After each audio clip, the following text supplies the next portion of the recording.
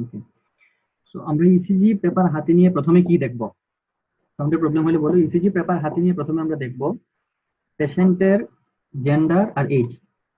খুবই ইম্পর্টেন্ট জানা, সামনে যখন আমরা ডিজিজ করব তখন আমরা দেখব যে কোন জেন্ডারের জন্য, কোন এজের জন্য কোন অ্যাবনর্মালিটিটা কমন, কাদের জন্য আনকমন।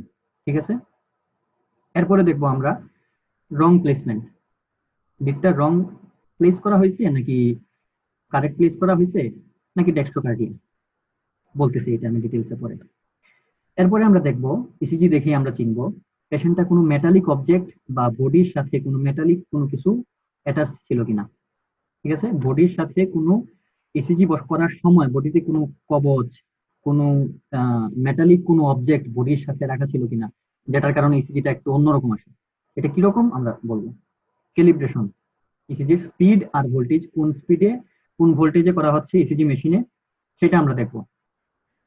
হার্টের রিদম দেখবো, হার্টের রেট দেখবো, কার্ডিয়াক এক্সিস যেটা জানলাম সেটা ডেভিয়েট থাকতে পারে নর্মাল থেকে, সেটা দেখবো, খুবই ইম্পর্টেন্ট। আর এরপরে আমরা ওয়েভ সেগমেন্ট এগুলো নিয়ে দেখবো, আর ওয়েভ সেগমেন্ট দেখার পরে আমরা লাস্টে এই যে কোন ওয়ালে হয়েছে ডিজিজটা এটা দেখবো। ঠিক আছে, সব সময় ইসিজি দেখার পরে ফাইন্ডিংসে যখন কমেন্ট করবো আমরা, মানে ডায়াগনোসিস, তখন আমরা কি বলবো, অলওয়েজ আমরা একটা ডাউট রেখে বা মোটামুটি একটা কনফিউশন রেখে 100% সিউরিটি আমরা কখনোই দিব না। শুধু ট্রিটমেন্ট ইমার্জেন্সি শুরু করার জন্য এবং কিছু কিছু স্পেশাল কেসে আমরা ইসিজি, আমরা সবসময় ইসিজি একটা করে ফেলি সাথে সাথে, কিন্তু আমরা কখনোই 100% কনফার্মেশন দিব না ইসিজির উপর বেস করে। আমরা ফার্দার ইনভেস্টিগেশন সাজেস্ট করব, ইকো ইকোকার্ডিওগ্রাম যেটা যেটা আল্ট্রাসাউন্ড অফ দ্য হার্ট, অথবা ট্রোপোনিন আই, হার্টের কোনো ইনজুরি হলে ট্রোপোনিন আই হার্টের সেল বা মাসল মাসল সেলগুলোতে থাকে। তো হার্টের মাসলে যখন মানে ইনজুরি হয় তখন ওগুলো সেল থেকে বের হয়ে আসে ব্লাডে, তো তখন ট্রোপোনিন আই ব্লাডে বেড়ে যায়, এইভাবে বোঝা যায় আর কি ট্রোপোনিন আই দেখে। তো আমরা সবসময় এগুলো সাজেস্ট করি, লাস্টে সবকিছু লিখে আমরা লিখে দেবো, do troponin I, do echo for further confirmation. কিছু কিছু তো 100 মানে মোটামুটি কনফার্ম হওয়াই যায়, but ECG is not 100% confirmative. এখন আমরা দেখবো লিড গুলো কিভাবে কারেক্টলি প্লেস থাকে। যখন কারেক্টলি প্লেস থাকবে তখন ইসিজিটা এরকম হবে নর্মাল লিডের মতো। বেশি ক্রাইটেরিয়া বলবো না, অনেক ক্রাইটেরিয়া আছে নর্মাল ইসিজির, বাট দুইটা জিনিস না থাকলে কখনোই ইসিজি নর্মালি লিড প্লেস হয়েছে বলা যাবে না। সেটা হচ্ছে পি অলওয়েজ লিড ওয়ানে পজিটিভ থাকবে। ঠিক আছে, লিড ওয়ানে পি অলওয়েজ পজিটিভ থাকবে। এই যে এখানে ছোট পি দেখা যায় একটা, এখানে মনে হয় একটু পিটা বুঝতে সমস্যা হইতেছে, একটা মিনিট দেখাচ্ছি আমি।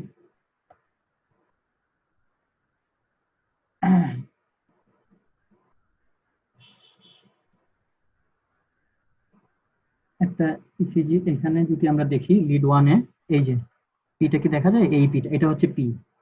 লিড ওয়ানে নর্মাল ইসিজিতে সবসময় পিটা পজিটিভ থাকবে, আপওয়ার্ড ডিফ্লেকশন থাকবে, এবং লিড এভিআর এ সবসময় নেগেটিভ থাকবে পিটা, এই যে পি, লিড এভিআর এর পি সবসময় নেগেটিভ ডিফ্লেকশন, আর লিড ওয়ানে সবসময় পিটা পজিটিভ ডিফ্লেকশন। ঠিক আছে, তো সবসময় এটা থাকবে।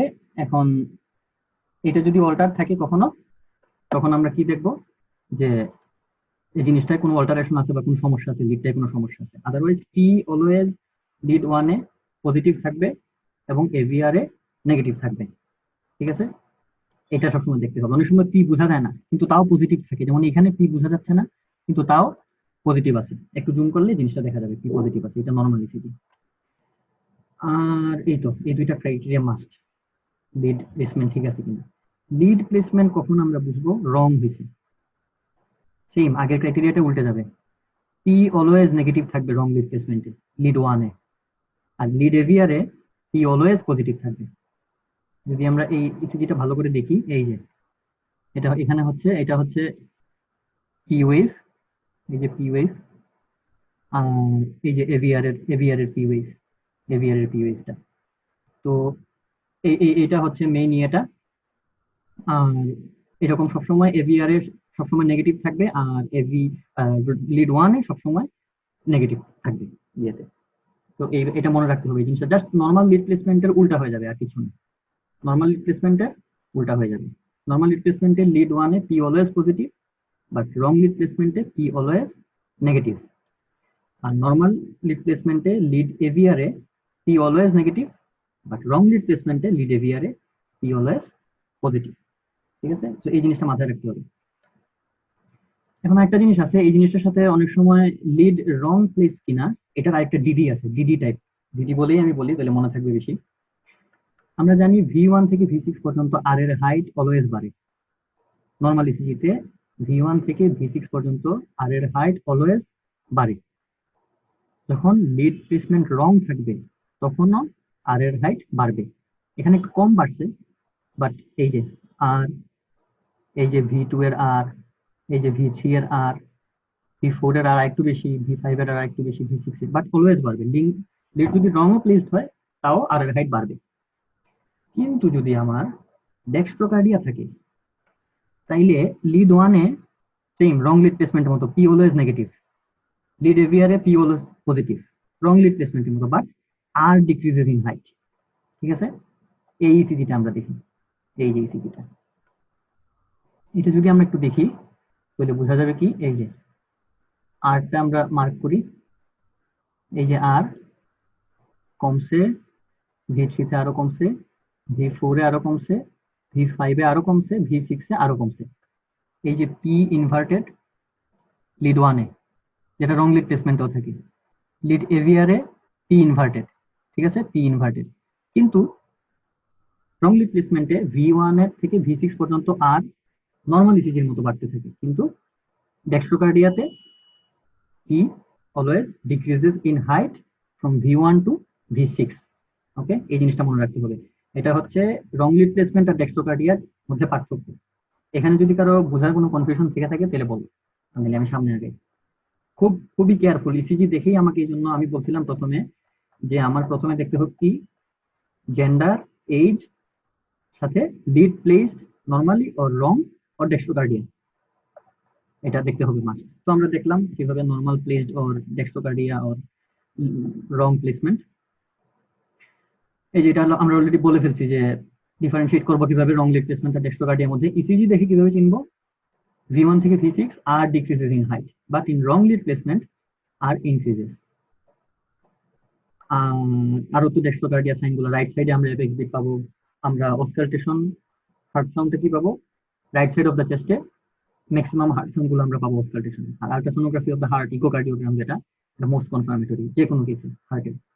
সো এটা একটা জিনিস মোটামুটি বলা যায়।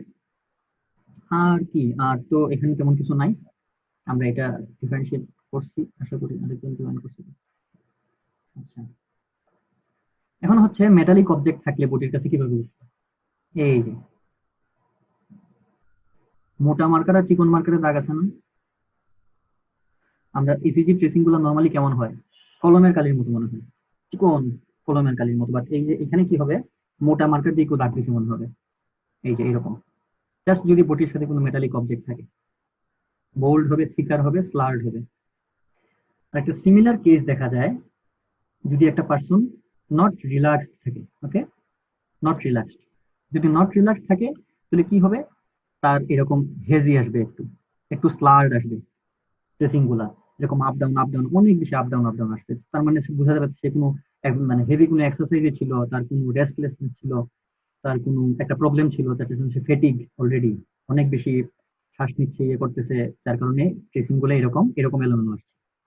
মেটালিক অবজেক্ট থাকলে এরকম ঠিক হয়ে যাবে। ঠিক আছে, এগুলো এগুলো আমরা ফার্স্টেই দেখে নিব, কারণ এই জিনিসগুলো মিস থাকে, আমরা এত বেশি ডিজিজ পাগল হই ইসিজি নিয়ে, এগুলো মিস হয়ে যায়। তো এই জিনিসগুলো আমরা ফার্স্টে দেখে নিব জেন্ডার আর এজ দেখার পরে। এখন খুবই ইম্পর্টেন্ট একটা জিনিস, ক্যালিব্রেশন অফ ইসিজি। ইসিজির ভোল্টেজ আর speed of ECG paper. Voltage দেখে আমরা সব সময় আমরা ভোল্টেজটা দেখবো কি, আমরা নর্মাল ভোল্টেজ হচ্ছে যে ভোল্টেজে ইসিজিটা করা হয় সেটা হচ্ছে 10 মিলিমিটার পার মিলিভোল্ট বা 1 মিলিভোল্ট স্ট্যান্ডার্ড। ঠিক আছে, ভোল্টেজ এই যে এখানে এখানে লেখা আছে ভোল্টেজটা, এখানে বোঝা যাচ্ছে না, নিচে এই জায়গাটাতে লেখা আছে 10 মিলিমিটার পার মিলিভোল্ট। ঠিক আছে, এটা আমরা কিভাবে বুঝবো, এই লেখাটা দেখি, কিছু না, জাস্ট ইসিজি পেপার হাতে নিয়ে এই ভোল্টেজটা দেখবো। এই ভোল্টেজের সাথে আর এর হাইট খুবই রিলেটেবল।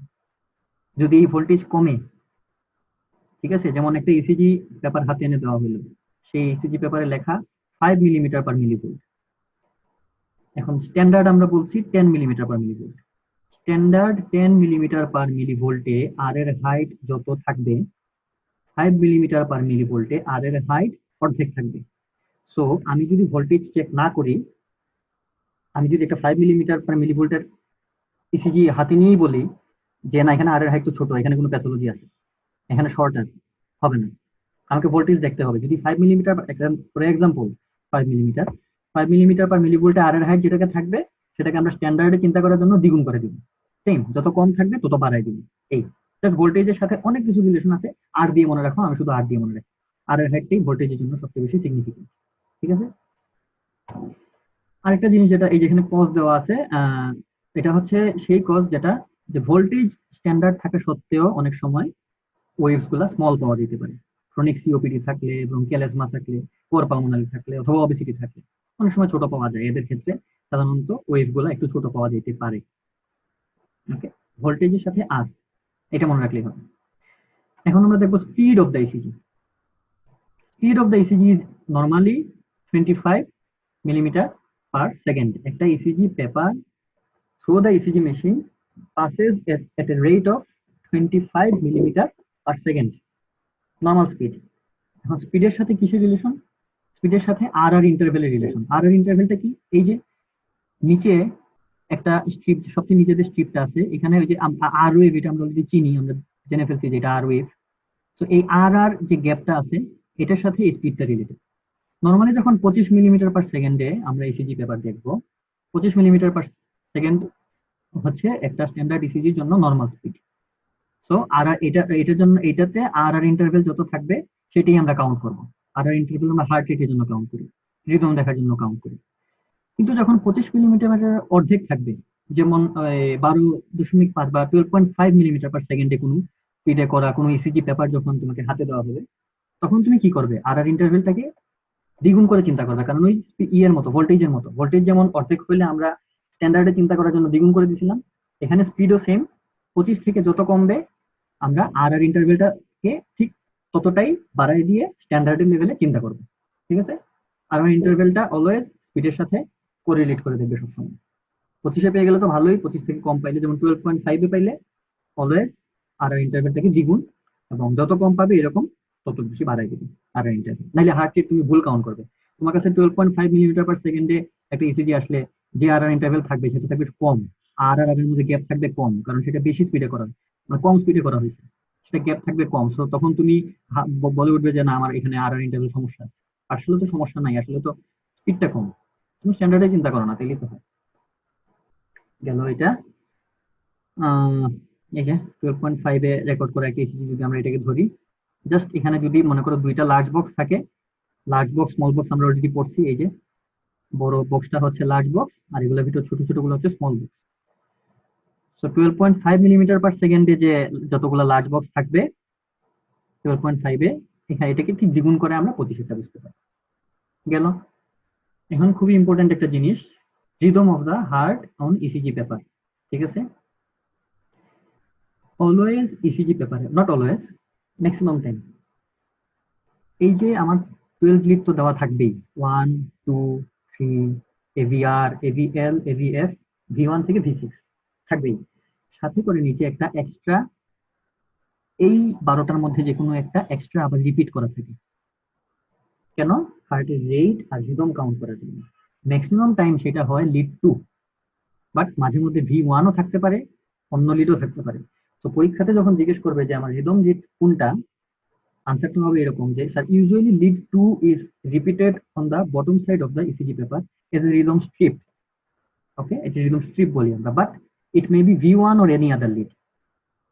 লিড 2 কে মুখস্থ বলা যাবে না যে lead 2 rhythm lead, usually rhythm lead বা রিদম স্ট্রিপটা লিড 2। এখন আমরা রিদম কিভাবে দেখবো? খুবই সোজা।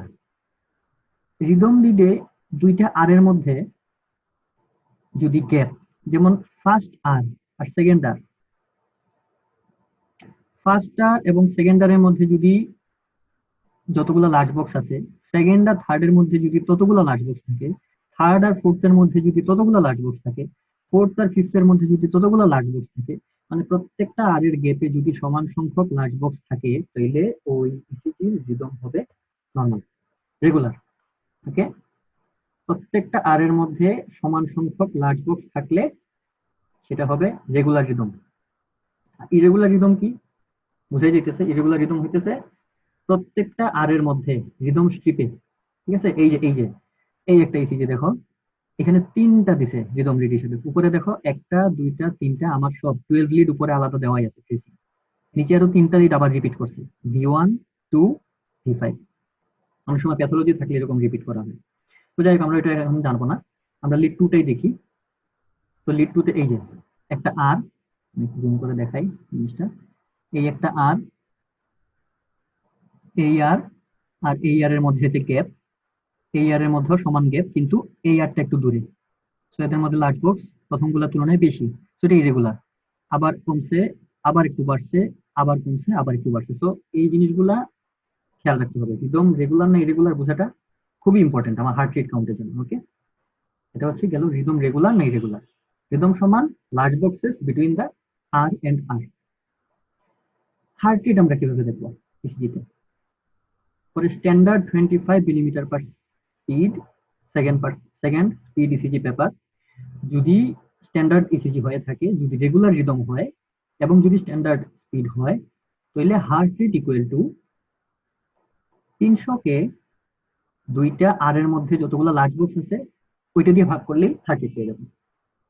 আবারও বলতেছি, একটা স্ট্যান্ডার্ড স্পিডের ইসিজি পেপারে যদি আমরা যে প্রথমে রিদম দেখবো, তো রিদম যদি রেগুলার পাই, তাইলে মানে সবগুলা যদি সমান সংখ্যক লার্জ বক্স পাই, তাইলে দুইটা আর এর মধ্যে কতগুলো লার্জ বক্স আছে ওই সংখ্যাটা দিয়ে আমরা 300 কে ভাগ দিব, যেটা আসবে সেইটাই হার্ট রেট। আর কোনো সূত্র, কোনো মুখস্থ করার কোনো দরকার নেই, একটাই মনে রাখো এনাফ। অনেক সূত্র আছে, অনেকেই আছে। এই 300 কই থেকে আসছে? 300টা থাকে অ্যাকচুয়ালি পুরো আইসিজি পেপারে 300টা লার্জ বক্স থাকে, হিসাব করা হয় 1 মিনিট ধরে, অনেক জটিল ক্যালকুলেশন। আমি এটা পরে আলাদা বুঝাই দিব, জাস্ট সূত্রটা এটা মনে রাখো, ওখান থেকে 300 আসছে, আর ভাগ করা হয় এটাকে। ইফ রেগুলার রিদম, যদি ইরেগুলার রিদম হয়, মানে লার্জ বক্সের সংখ্যা যদি throughout the R R interval যদি অসমান থাকে, তাহলে আমরা কি করব? এই যে আগের ইসিজিতে ইরেগুলার রিদমে number of R waves in first 30 large boxes, প্রথম 30টা লার্জ বক্সে আমরা কতগুলো আর ওয়েভ আছে গণব, গণে আমরা 10 দিয়ে গুণ দিব, বাস। ওই ইরেগুলার রিদমের জন্য এটাই হয় শেষ। এই একটা সূত্র মনে রাখো, আমি একটাই মনে রাখি। আরো অনেক সূত্র আছে, অনেকভাবে মনে রাখা যায়, 15 দিয়ে, 3 দিয়ে। বাট আমরা যত বেশি লার্জ বক্স চেক করবো, যদি এখানে প্রথম 15টা লার্জ বক্সে আমরা চেক করতাম কতগুলো আর আছে, তাহলে আমরা 20 দিয়ে গুণ দিতাম। সিম্পল ম্যাথমেটিক্স না? কিন্তু 30টা লার্জ বক্স চেক করা ভালো। যত বেশি লার্জ বক্স চেক করবো তত বেশি একুরেট আর এর নাম্বারটা পাওয়া যাবে। এই জন্য আমি এটা মনে রাখি, প্রথম 30টা লার্জ বক্সে কতগুলো আর আছে এটাকে 10 দিয়ে গুণ দিব, ঠিক আছে? তো এটা আমরা বললাম স্ট্যান্ডার্ড স্পিডের ক্ষেত্রে। এখন ধরি আমি যে আমার স্পিডটা আছে ওই যে 12.5 মিলিমিটার, হ্যাঁ 12.5 মিলিমিটার পার সেকেন্ড, মানে 25 নাই, অর্ধেক হয়ে গেছে, 12.5 মিলিমিটার পার সেকেন্ড। তো তখন আমি কি করব? তখন আমি এই আর আর আর এর মধ্যে যতগুলো লার্জ বক্স আছে এটাকে দ্বিগুণ করব, দ্বিগুণ করলে আমি বুঝে ফেলবো যে 25 এ কত থাকবে, স্ট্যান্ডার্ডে কত থাকবে, দেন ওই লার্জ বক্স দিয়ে 300 কে ভাগ করব। ওকে, এই জন্যই আগে স্পিডটা দেখা জরুরি। সো বি কেয়ারফুল, এই স্পিড ভোল্টেজ এগুলা ভোলা যাবে না একদম, চেক মানে চেক করতে, এগুলো মাস্ট দেখতে হবে। ইসিজি পেপার হাতে নিয়ে জেন্ডার এই যেগুলা খুব ভালো করে দেখতে হবে। এখন আসি অনেক বেশি কন্ট্রোভার্সিয়াল, অনেক বেশি ইম্পর্টেন্ট একটা টপিকে, অ্যাক্সিস ডেভিয়েশন। অনেক ভুল আছে এটা নিয়ে অনেকের, আমি এটা ক্লিয়ার করে দিই। সেটা হইতেছে যে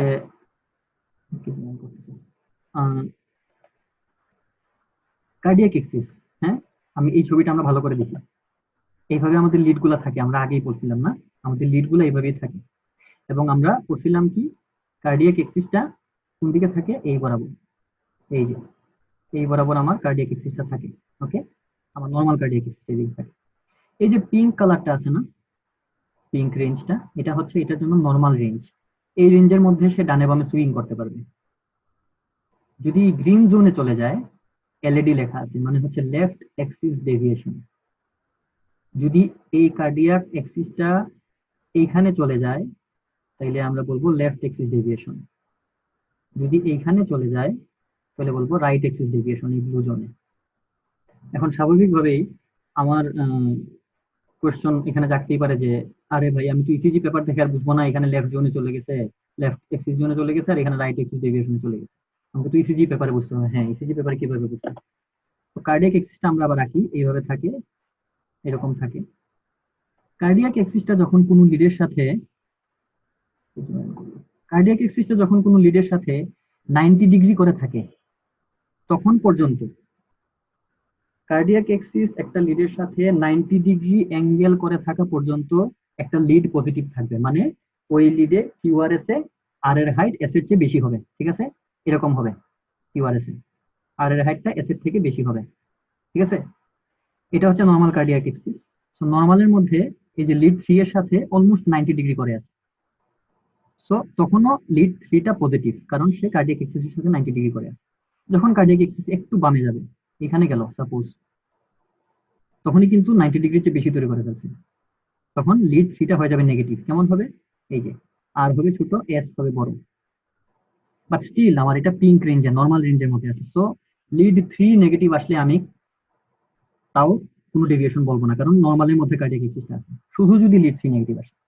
ওকে, এখন এভিএফ এর জন্য আমরা চিন্তা করি। সাপোজ আমরা ধরলাম যে কার্ডিয়াক এক্সিসটা এইখানে চলে গেল।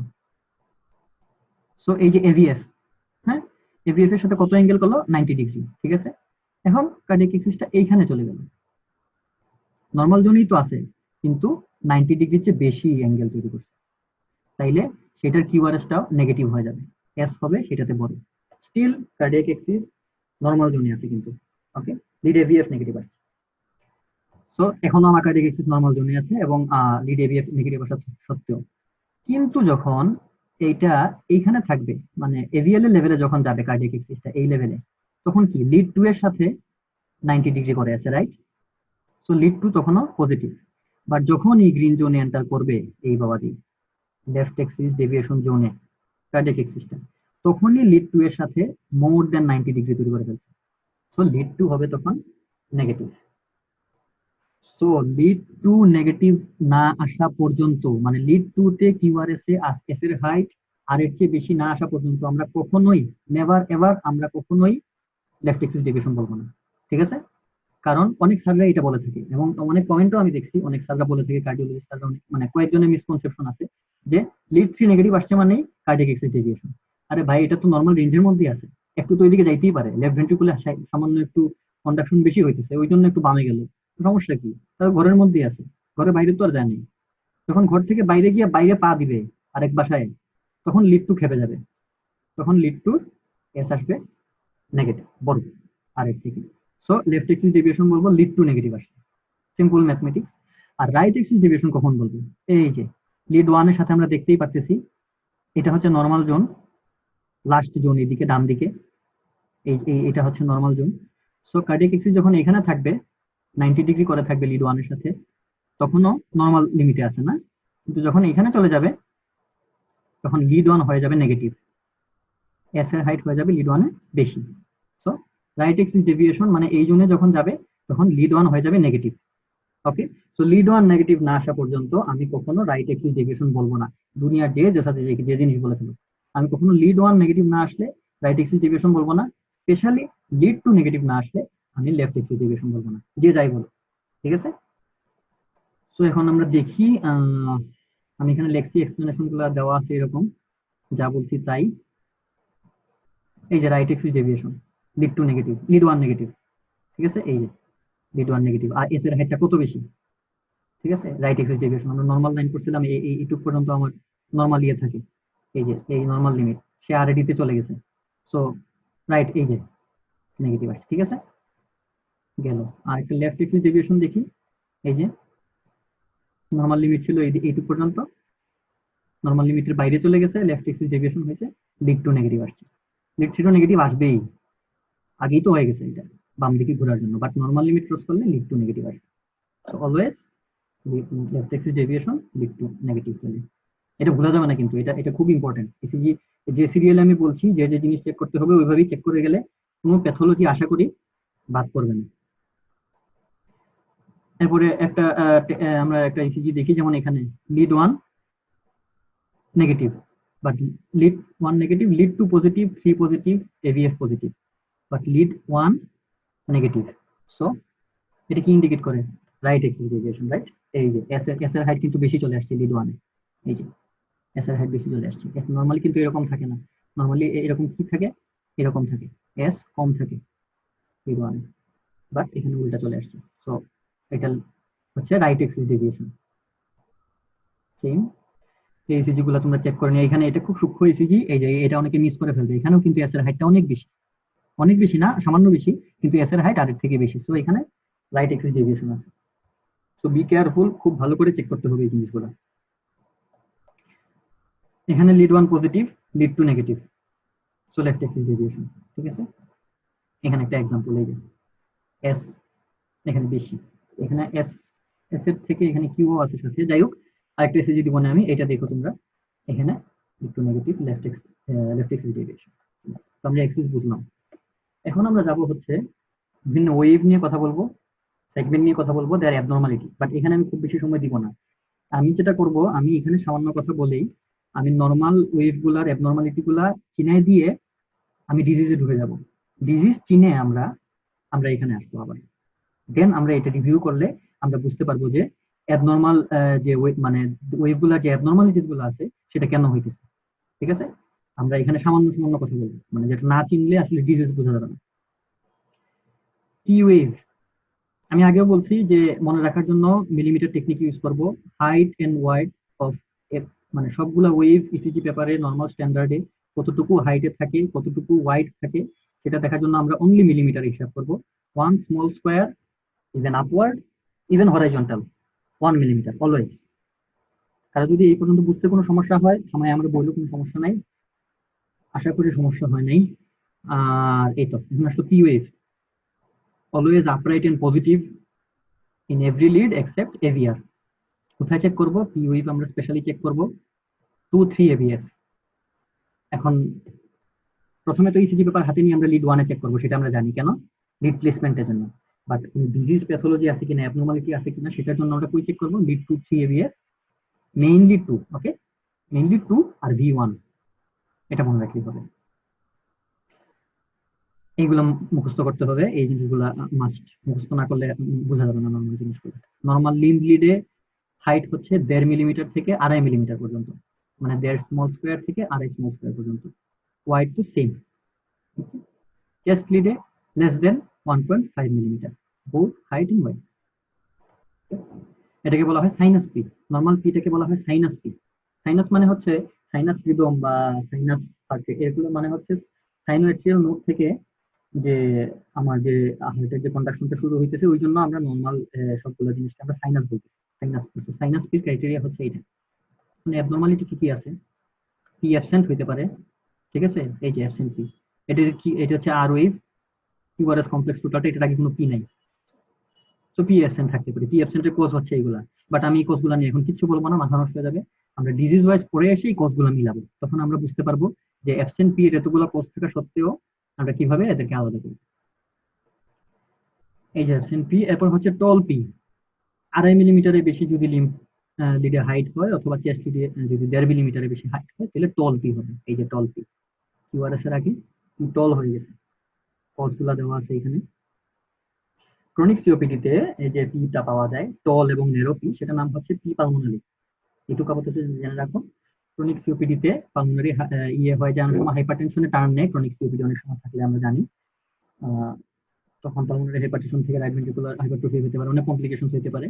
সো এই পালমোনালিটা সিকোয়েন্সটা যেন, এটার নাম দেওয়া হয় P pulmonale, tall and narrow P of chronic COPD. ঠিক আছে, পি হয়ে যেতে পারে নর্মাল থেকে ওয়াইড। এই যে নর্মাল ডায়ামিটারের থেকে বেশি হবে, এখানে ডায়ামিটারটা আমি লিখে দিচ্ছি।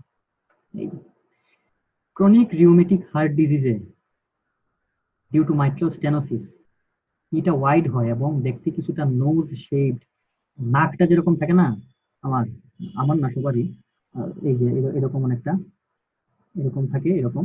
অনেক সময় পিটা কিরকম হয়, এরকম হয়ে যায়, এরকম হয়ে যায়, নাকের শেষের দিকটার মতো লাগে দেখতে। ঠিক আছে, অথবা এক কথায় এম শেপড, কিছুটা নচ থেকে এর মতো, এবং পিটা অনেক ওয়াইড। এই যে এই পিটা অনেক ওয়াইড, কিন্তু এই পিটা অনেক নর্মাল ইয়েটা থেকে অনেক, পিটা অনেক ওয়াইড। এটাকে বলা হয় এই ডিজিজে, এই ওয়াইড পিটাকে বলা হয় পি মাইট্রালি, এই ফাইন্ডিংটার নাম। অনেক সময় অবজেক্টিভে আসে বা অনেকে ধরায় জিজ্ঞেস করে, তো এটা জানাটা অনেক ইম্পর্টেন্ট। আর হচ্ছে শর্ট পি, নর্মাল থেকে শর্ট হলে শর্ট পি, এই যে বেশি মানে বেশি ছোট, জুম করে দেখতে হইতেছে আমার, এই যে পি অনেক ছোট। নর্মাল ডায়ামিটার শিখে ফেললে শর্ট পি ডায়াগনোসিস করাটা বেশ ইজি। বাট একটা জিনিস আমি বলে দিই এখানে, যেটা হচ্ছে সবসময় আসলে বেশি পণ্ডিতি করার দরকার নাই। সবসময় শর্ট পি হইলেও বা স্মল পি হইলেও এটা অ্যাবনর্মাল বানায় দেওয়ার কোনো দরকার নাই, আনটিল আদার সিমটমস আর আদার ইসিজি ফাইন্ডিংস আর প্রুভড। ঠিক আছে, এই যে দুইটা কজ লিখছি আমি, শর্ট পিল বা স্মল পিল, এই দুইটা ডিজিজেই কিন্তু আরো অনেক ফাইন্ডিংস থাকে, বিশেষ করে এই যে ওল্ড পার্কিনসন হোয়াইট সিনড্রোমে এখানে আরো অনেক ফাইন্ডিং থাকে। ঠিক আছে, তো ওই ফাইন্ডিং গুলো না পর্যন্ত শর্ট পি দেখে আমি মানে একটা ওল্ড পার্কিনসন হোয়াইট সিনড্রোম আসবো ওটা বলা যাবে না। ঠিক আছে, তো শর্ট পিটাকে মোটামুটি একটা মাথায় থিওরিটিক্যাল বেসিসে মাথায় রাখলেই হবে। আমরা এই দুটা ডিজিজ আলাদা করে পড়ে করবো। মাল্টিপল পি থাকতে পারে, অ্যাক্সিয়াল ফ্লাটার, এই যে মাল্টিপল পি। এখন কনফিউশন লাগতে পারে, ভাই এটা টি না পি আমি বুঝবো কেমনে? এই যে কিউআরএস এর আগে তো সবসময় নর্মাল পি থাকবে, রাইট? তো কিউআরএস এর আগে যে পি আছে ওইটার মতোই যদি বাকি ওয়েভ গুলো হয়, এই যে বাকি ওয়েভ গুলো কিন্তু ওই পিটার মতো, নর্মাল পিটার মতো। সো বাকিগুলো পি, সো দুইটা আর এর মধ্যে পি অনেকগুলো বেশি এসে পড়ছে, সো মাল্টিপল পি। ওকে, মাল্টিপল পি অ্যাক্সিয়াল ফ্লাটারে এই সো টুথ অ্যাপিয়ারেন্সটা দেখা যায়, মনে রাখতে বা হার্ট ব্লকে দেখা যায়।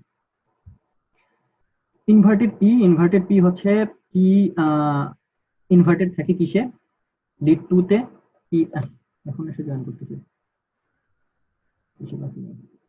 পি ইনভার্টেড থাকতে পারে এরকম, কিউআরএস এর আগে পিটা এরকম ইনভার্টেড থাকতে পারে। লিড টু তে দেখবো আমরা এটা, ম্যাক্সিমামই তো আমরা পি লিড টু তে দেখি, এক্সেপ্ট ওল্ড পার্কিনসন ডিজিজটা, ওইটা আমরা V4 থেকে V6 আর 1 এ ভিএরে দেখবো, ওটা আমি লিখে দিচ্ছি আমরা। সো পিটা ইনভার্টেড থাকতে পারে, এটা একটু খেয়াল রাখতে। অনেক সময় বলে দিই, V1 এ অনেক সময় ইনভার্টেড পি আমরা পাই, ওইটাকে সেম, ওইটাকে এত বেশি কনসিডারেশনে নেওয়ার দরকার নাই, যদি না ইনভার্টেড পি এর সাথে ওই ডিজিজের অন্য কোনো ফাইন্ডিং মিল না থাকে। ওকে, V1 এ অনেক সময় আমি দেখছি অনেক কিছু দিতে V1 ইনভার্টেড থাকে, তারা এত বেশি এটাকে গুরুত্ব দেয় না। ভেরিয়েবল পি থাকতে পারে একই সাথে narrow, short, inverted P, multifocal অ্যাক্সিয়াল টেকিকার্ডিয়াতে পাওয়া যায়। এখন আসি কিউ ওয়েভে, বেশি ইম্পর্টেন্ট, অনেক ইম্পর্টেন্ট। কিউ ওয়েভটা হচ্ছে লিম্ব লিডে হাইট, মানে নিচের দিকে তো থাকে কিউ ওয়েভটা, কিউটা হচ্ছে লেস দেন 2 মিলিমিটার হবে হাইটটা। আর ওয়াইড নিয়ে একটু মাথা ঘামানোর বেশি দরকার নেই, আমি বলবো দরকার নেই, এটা টেস্ট লাগবে। জাস্ট হাইটটা মনে রাখি, নিচের দিকে কতটুকু, লেস দেন 2 মিলিমিটার, চেস্ট লিডেও লেস দেন 2 মিলিমিটার। ওকে, অনেক সময় পাওয়াই যায় না কিউ ওয়েভ এত ছোট, বাট 2 মিলিমিটার থাকলেও 2 মিলিমিটারে কম হবে, এখানে কম আছে 2 মিলিমিটার, জুম করে দেখলে দুইটা স্মল স্কোয়ার পাওয়া যাবে। এখন অ্যাবনর্মালিটি কি, একটাই অ্যাবনর্মালিটি বলবো, pathological Q wave. Pathological Q wave কি? একটা ডিপ কিউ ওয়েভ থাকবে, height of Q is more than 2 millimetre. ঠিক আছে, ওয়াইড হবে 1 মিলিমিটারের চেয়ে বেশি, height of Q more than 2 millimetre. ঠিক আছে, এই যে এরকম অনেক বড় না, এই যে একটা স্মল স্কোয়ার, দুইটা স্মল স্কোয়ার, দুটো শুরু হচ্ছে এইখান থেকে, একটা স্মল স্কোয়ারের একটু বেশি, দুইটা স্মল স্কোয়ারের একটু বেশি, আরো নিচে চলে গেছে। তো এটা আমার প্যাথোলজিক্যাল কিউ ওয়েভ। ঠিক আছে, এটা আমার প্যাথোলজিক্যাল কিউ ওয়েভ, এভাবে এত বড় থাকার কথা না। দুইটা কম্পারিজন দেওয়া আছে, এই দুইটা যদি তোমরা দেখো তাহলে বুঝবে। এই যে লিড সিতে দেখো কত বড় কিউ ওয়েভ, এত কি থাকে? থাকে না। এই যে নর্মালে দেখো, নর্মালে কত ছোট, এখানে অনেক বড়। সো এটা আমরা দেখবো ডিপ কিউ। ডিপ কিউবে কিছু কজ আছে, MI, cardiomyopathy, left bundle branch block, then wrong lead প্লেসমেন্টও থাকতে পারে ডিপ কিউ এর অনেক সময় দেখতে পারে। যাই হোক, বাট একটা জিনিস সবসময় মনে রাখতে হবে প্যাথোলজিক্যাল কিউ এর ক্ষেত্রে, সেটা হইতেছে গিয়ে আমার কি, প্যাথোলজিক্যাল কিউ ওয়েভ আমি দেখবো, সব জায়গাতেই দেখবো 2 মিলিমিটারের বেশি হাইট কিনা। বাট লিড 3 আর এভিএফ এ, লিড 3 আর এভিএফ এ যদি আমরা প্রথমবার কোনো ইসিজি করে কিউ এর হাইটটা একটু বেশি পাই, তখন আমরা সাসপেক্ট করব।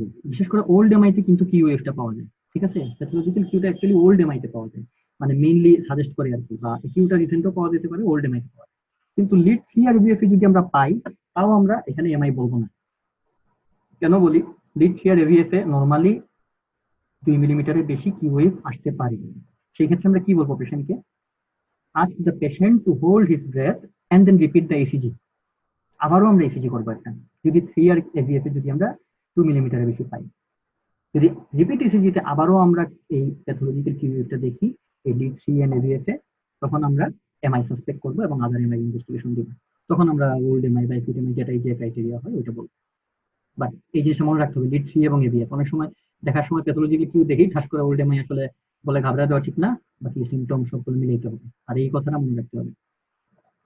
আর ওয়েভ, নর্মাল হাইট আসলে দেখে বোঝা যায় অনেকটা বেশি না কম, তারপর মনে রাখার জন্য সব লিডই দেখবো আমরা। আর ওয়েভ চেস্ট লিডে আমরা ওই যে প্রোগ্রেশন দেখবো বলছিলাম, normal progression of R, short, এরপর টল, এরপর টলার, এরপর আরো টল হবে, লাস্টে গিয়ে V6 পর্যন্ত টল হইতেই থাকবে। সো নর্মাল হচ্ছে 13 থেকে কম লিম্ব লিডে হাইট। এই ডায়ামিটারটা মনে রাখতে হবে, এবিএল এ 13 থেকে কম এগুলা।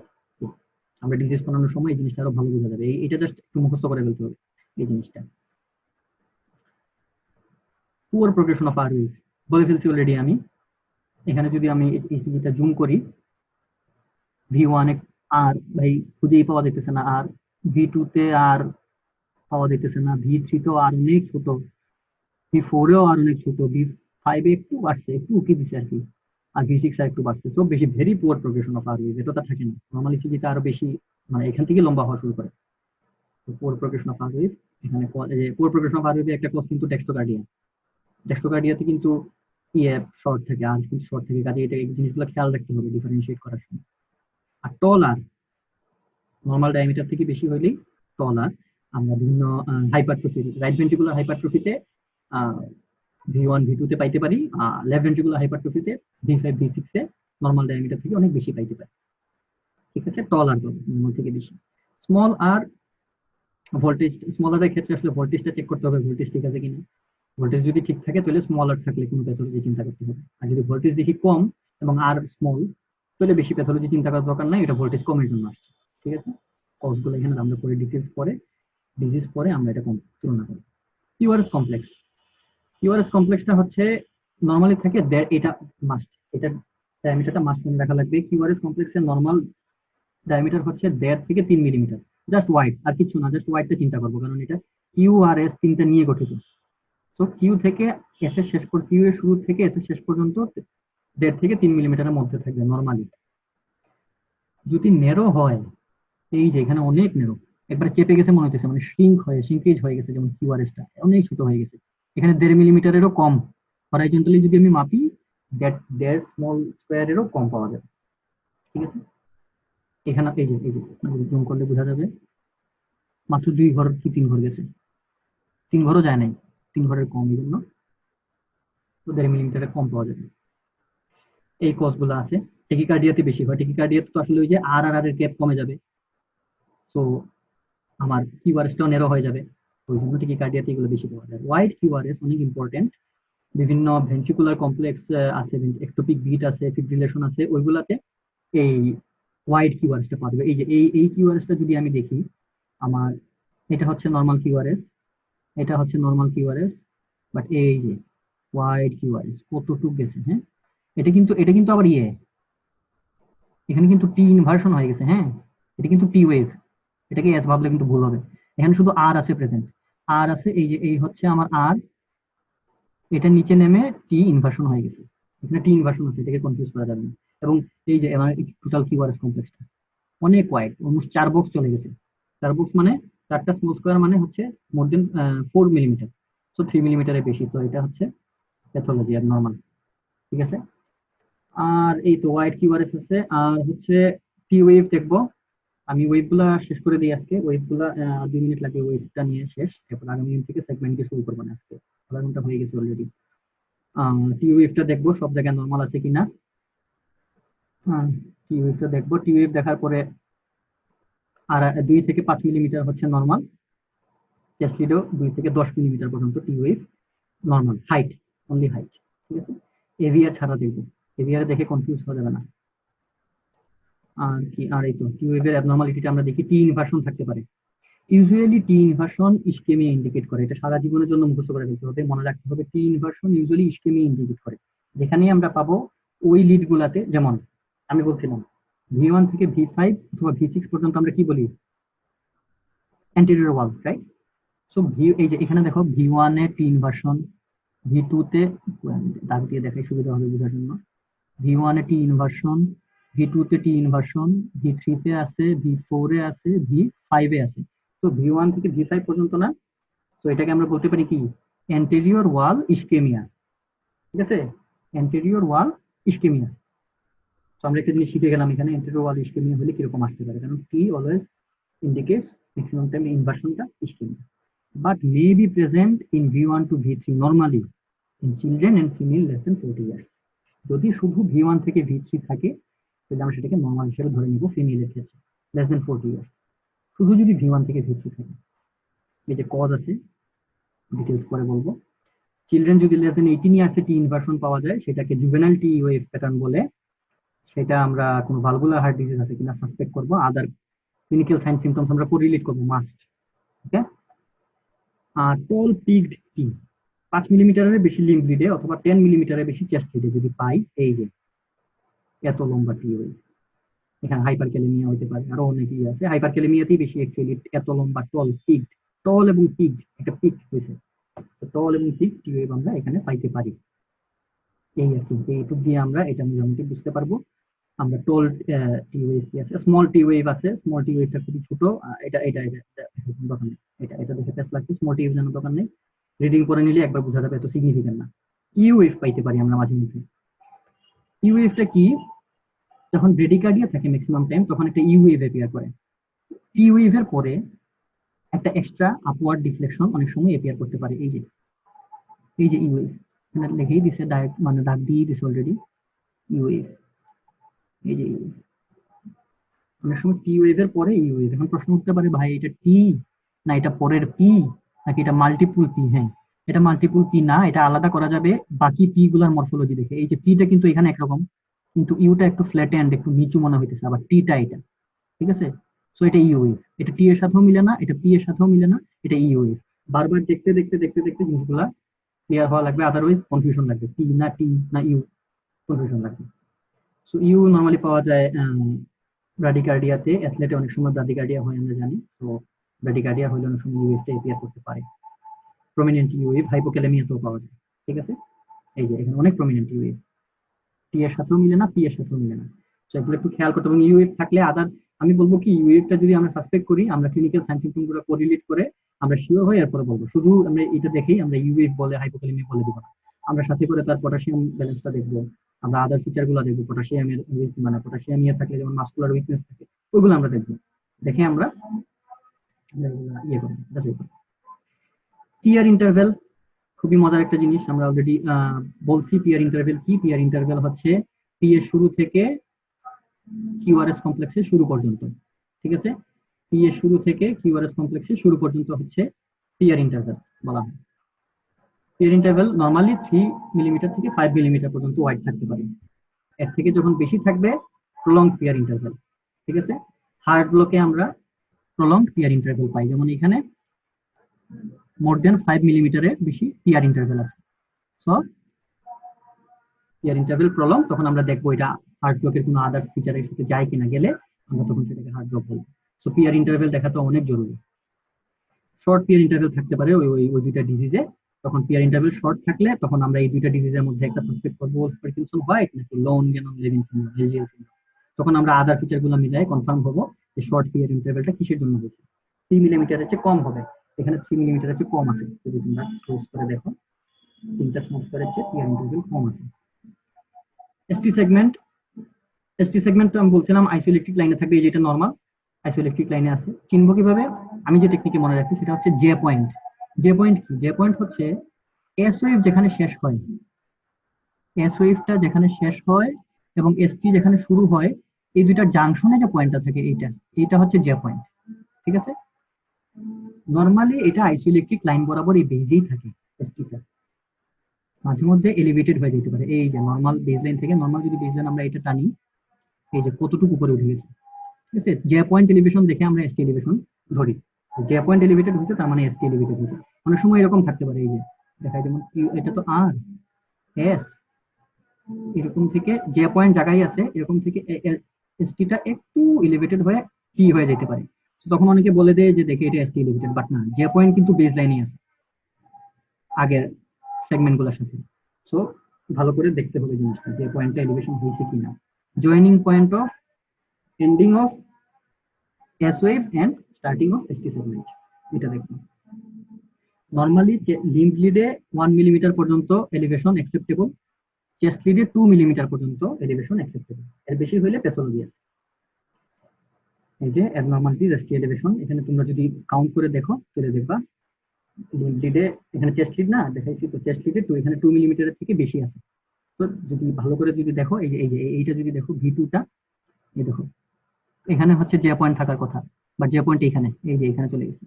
সো আমার নর্মাল বেসলাইন যদি আমি এটা ধরি এলিভেটেড, এবং এসটিটাও এলিভেটেড, এটা হচ্ছে এসটি, এবং এসটির পরে টি শুরু হয় এই শিশু।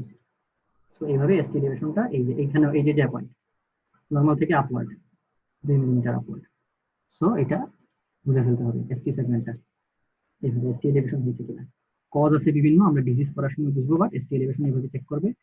আর এসটি ডিপ্রেশন হয় মোর দেন 5 মিলিমিটার, মানে হাফ স্মল স্কোয়ারের চেয়ে যদি নিচে নামে তাহলে আমরা এসটি ডিপ্রেশন বলবো। নর্মাল বেসলাইনের থেকে যদি হাফ মিলিমিটার নিচে নামে তাহলে আমরা এসটি ডিপ্রেশন বলবো। এখানে ভালো করে দেখলে যদি আমরা দেখাই,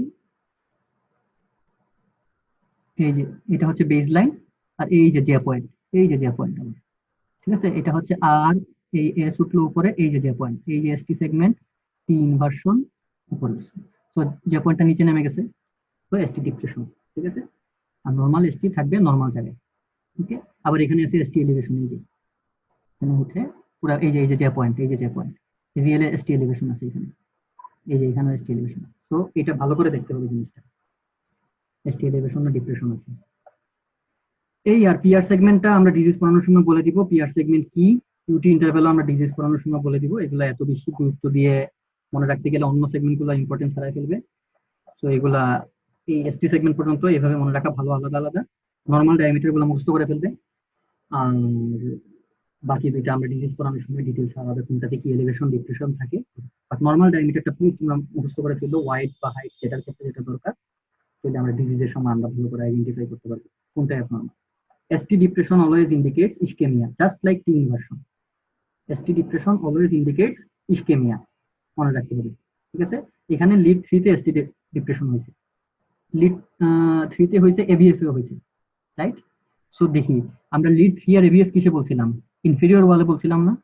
সো এখানে আমরা বলতে পারি ইনফেরিয়র ওয়ালে একটা ইস্কেমিয়া আছে। এটা পুরো ডায়াগনোসিস অন্যরকম আসলে, বাট আমরা শেখার পারপাসে আমরা কি বলতে পারি, ইনফেরিয়র ওয়ালে ইস্কেমিয়া আছে। মোর দেন 2টা লিডে, ইনফেরিয়র ওয়ালের মোর দেন 2টা লিডে এখানে আমরা এসটি ডিপ্রেসড পাচ্ছি এই যে বেসলাইন থেকে। সো এখানে একটা ইস্কেমিয়া আছে আমরা বলতে, এটা জাস্ট একটা এই যে আমরা এই করলাম জানলাম এই এসটি ডিপ্রেশন। এখন আজকে একটু থাক, আগামী দিন আবার বাকিটুকু দেখবো, আজকে বেশি হয়ে গেছে মনে হয়।